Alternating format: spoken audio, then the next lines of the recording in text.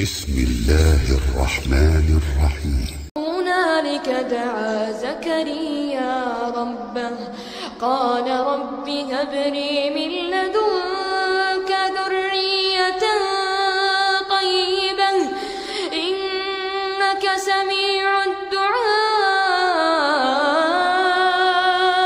فنادته الملائكة وهو قائم يصلي في المحراب أن الله يبشرك بيحيى مصدقا بكلمة من الله وسيدا وحصورا ونبيا من الصالحين.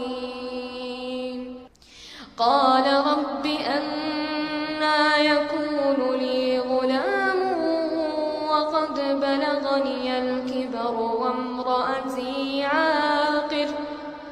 قال كذلك الله يفعل ما يشاء. قال كذلك الله يفعل ما يشاء. قال رب اجعل لي آية. قال آيتك ألا تكلم الناس 3 أيام إلا رمزا واذكر ربك كثيرا وسبح بالعشي والإبكار.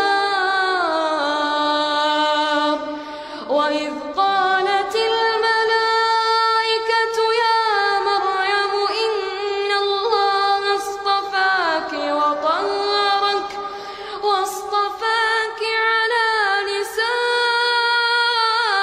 العالمين.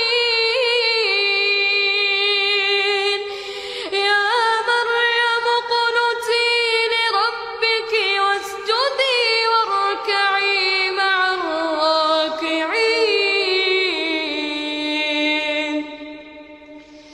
ذلك من أنباء الغيب نوحيه إليك وما كنت لديهم إذ يلقون أقلامهم أيهم يكفل مريم وما كنت لديهم إذ يختصمون